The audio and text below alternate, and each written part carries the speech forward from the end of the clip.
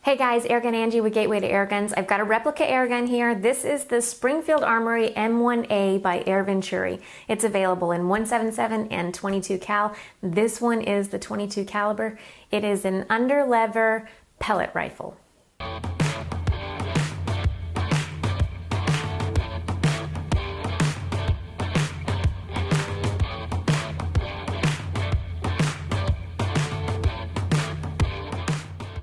Really quick, I want to say thank you to Gateway to Airguns for making this video possible. Go check them out, guys. www.gatewaytoairguns.org.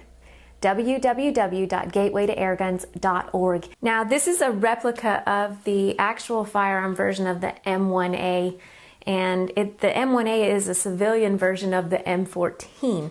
Now, let's get into this gun and find out how realistic it really is. Okay, from butt to muzzle, total length is 45.6 inches and total weight is 9.9 pounds. Wow, that's a heavy pellet rifle.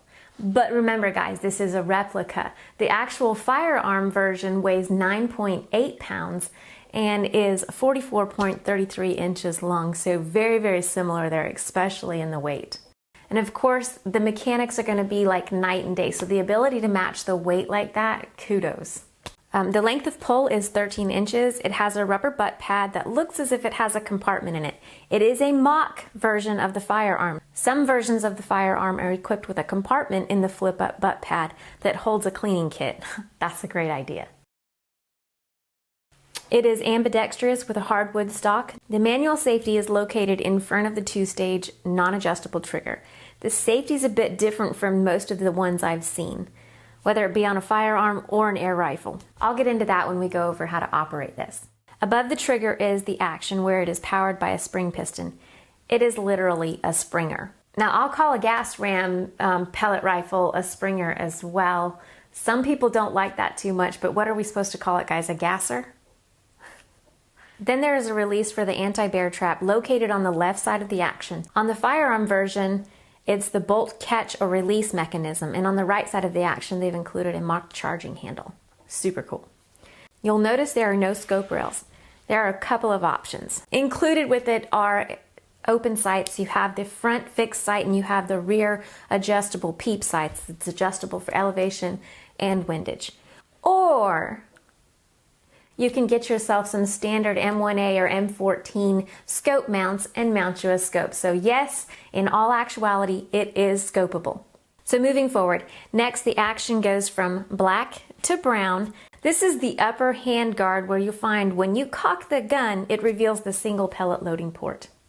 The extending cocking lever is located under the barrel. The extension conveniently slides into and out of the existing lever and allows for more leverage to make the 35 pounds of cocking effort easier. The fixed rifled steel barrel is 18.9 inches in total length and includes a very close to the real thing muzzle brake for a great finishing touch to the aesthetics of the gun.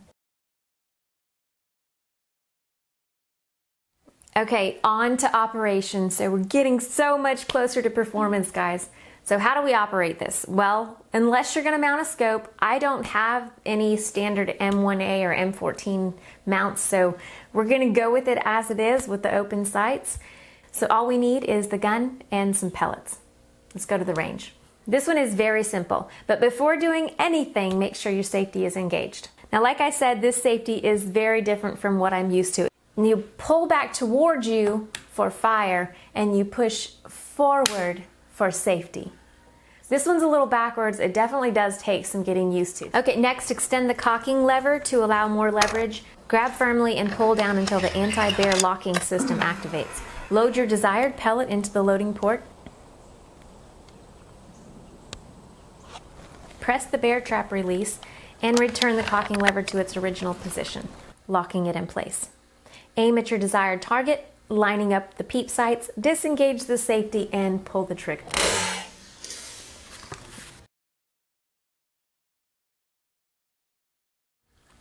Okay guys, so now that we know how to operate it, it's time for the fun part, performance.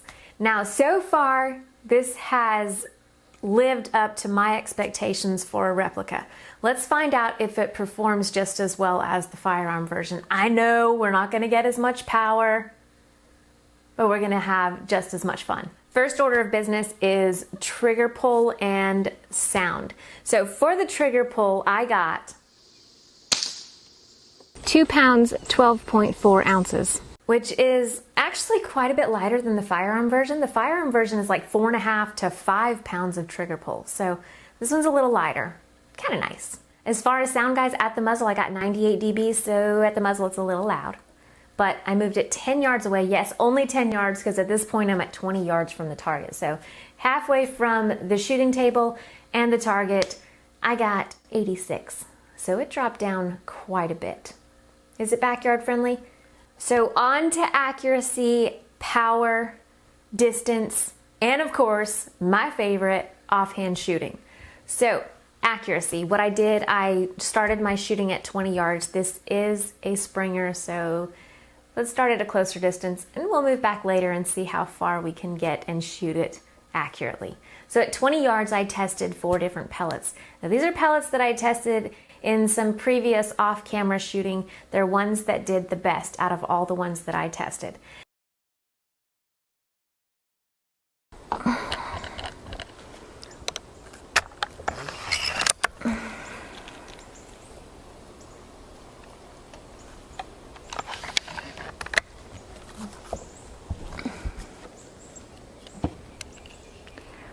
Quick sight in.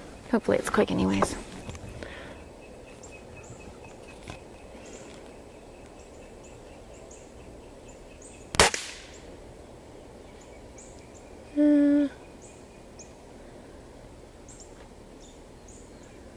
I'm not sure where that hit. Let me go look.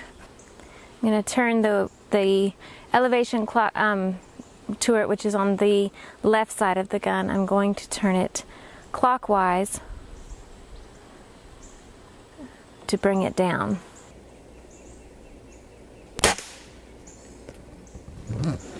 I'm not sure. Let me go look again. All right, that was perfect as far as elevation, but it's still left a little. I don't know. There we go. That'll do. So I have the hobbies mainly for velocity, but I want to see if they're accurate as well. I guess the chickens are going to lay some eggs while I shoot.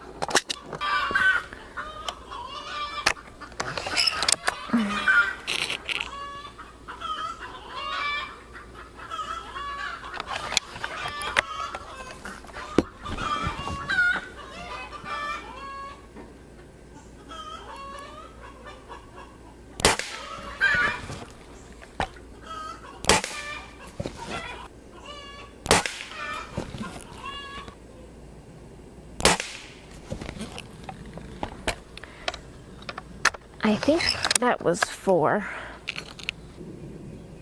Let me go count them. Okay, so those were the hobbies. Those were the lightest lead pellets I have, and they actually shot really well. Let's see what the Crosman Premiers do. These are the hollow points. They're 14.3 grain.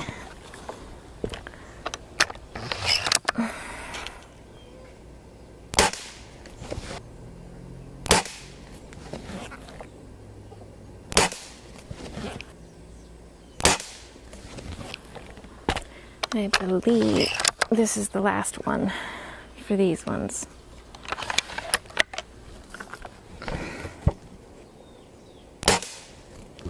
All right, so that's 5 shots with the Crosman Premiers. It doesn't look too bad from here, but we'll take a closer look in a minute. Now we're gonna shoot the weir, like you guys were here helping me pull the trigger, right? Now I'll shoot the Hades. These are the JSB match Diabolo Hades, and they are 15.89 grains. These are a hunting pellet.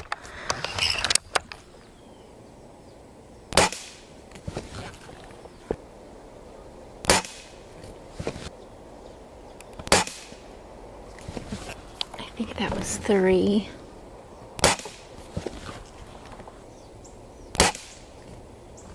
Okay, I believe that was 5. I might have shot an extra one. I don't think so, but I'm not sure. but let's go ahead and move on to the off-camera favorites, H&N Baracuda 15s. These ones were absolutely awesome. Stacked them. So sometimes things don't perform on camera like they do off. Let's see what happens.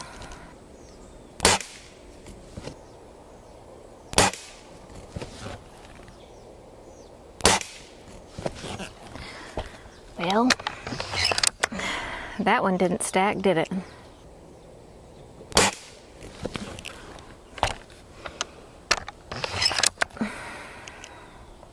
I believe this will be the 5th one.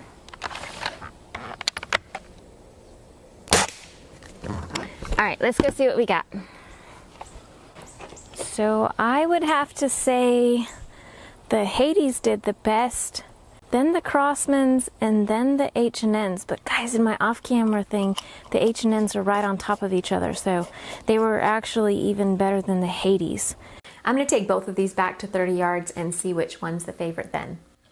But first, let's talk velocity. So Air Venturi claims a max velocity of 800 feet per second. I'm not sure if that's with an alloy pellet or a light lead pellet, but what I have here are the RWS Hobbies. They are 11.9 grains. They are lead. So that's generally what I do my testing with if I have those pellets in that caliber. So what I got with the lead pellets was the max velocity, 858 feet per second. And every shot was above 800 feet per second, so it performed better than what they claimed. That's awesome. And they're pretty accurate too. And these are the Hades. To add a little bit of excitement, to get away from a little bit of paperwork, I'm going to use the quadrant target from here on out. So at 30 yards, got the quadrant target set up. I'm going to see if I can hit the center or just how well they group. But they all seem to be grouping right there in that bottom left quadrant. Oh, that one hit the right. Kind of strange. All right, so that's those ones. I'm going to go repaint the quadrant target and then shoot the Baracuda 15s.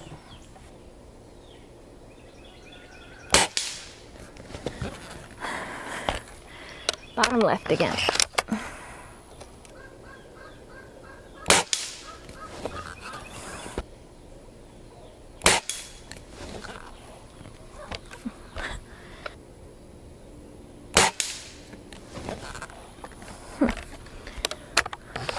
I think this is the last one. Oh, hi.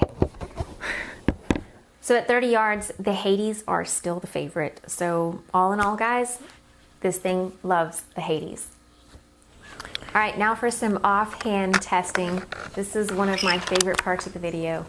I love testing no matter how heavy or how light or whatever the air rifle is. I love the offhand testing. And I mean, at 9.9 pounds, you don't look at it and say, oh yeah, that'll be a great offhander. Well, let's see what happens.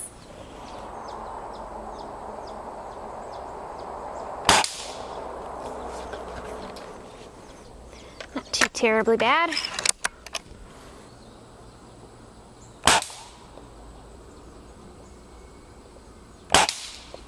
Oh, oh, it's so close. I don't know how many pellets I have in my pocket. Not too many. I'm just gonna use them. Ow. Ow. Ow. Three more chances to hit the bull. Ooh. Ooh. That one was high again. I knew when I pulled the trigger that one was going to be off. Sometimes you can just tell. All right, last one, guys. Last one. Nope, not today. It's a little heavy for an offhander. It's not intended for offhanding, guys. This is almost a 10-pound gun. This one's intended for some at the bench, just fun plinking around, or sitting in the gun cabinet admiring how cool it looks. But don't leave it in the gun cabinet, it is so fun to shoot. So we've done pretty much everything, guys. So now it's time to move on to cons and pros. Are there any cons?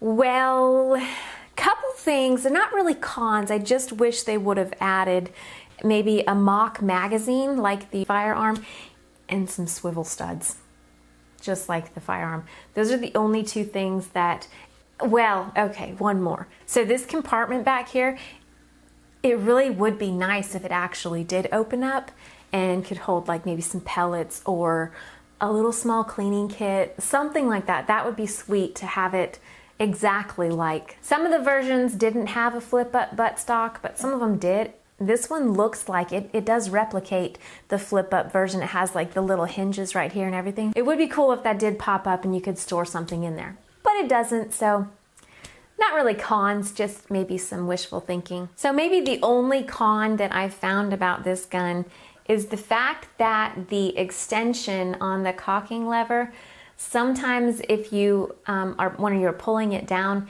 it likes to try to slide back inside the cocking lever. It would be nice if it had maybe like a twist lock on it when you pulled it out. You could, which it doesn't, I've tried it.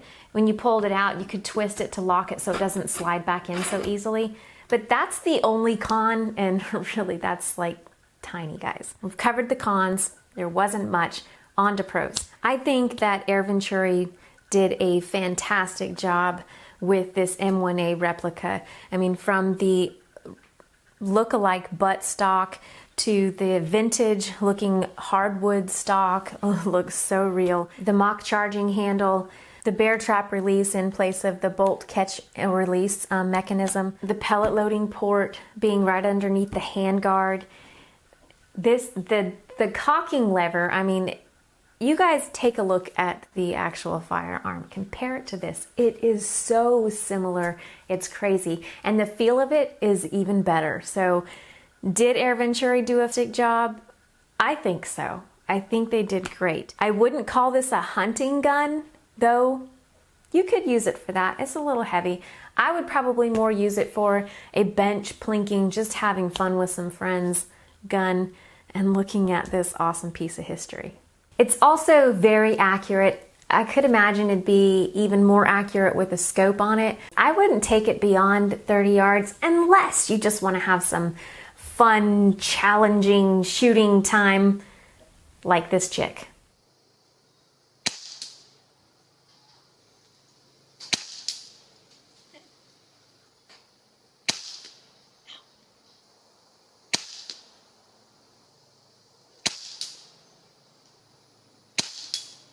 Got it that time, so 2.5 out of 5 at 50 yards. One of the biggest pros about this replica is you get the same look, the same feel for a whole lot less. I actually priced an M1A firearm or an M14 and they're about $2,500. This one you can get at Pyramid Air for around $200. You can pick you one of these up and be reminded of some pretty cool history. www.pyramidair.com. I would like to take a moment to say thank you to Gateway to Airguns. Thank y'all so much for making these videos possible. If you guys have not checked them out, you really should. If you're an air gunner, you like air guns, you like shooting, go check out www.gatewaytoairguns.org. There is something for every air gunner alive. I promise. Guys, that's it for today. I'm Airgun Angie with Gateway to Airguns. Thank you guys so much for watching. If you like what I'm doing with these grip reviews, please be sure to like and subscribe to the YouTube channel and share with your friends. All right, guys, that's it. Y'all just have a good day. Have an awesome one. See ya.